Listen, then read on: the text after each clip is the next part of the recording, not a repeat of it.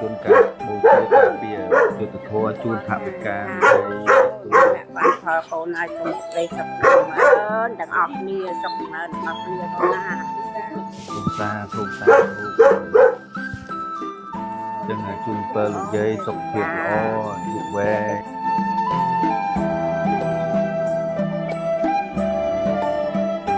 អរគុណលោកយាយជូនពរលោកយាយសុខភាពល្អអាយុវែង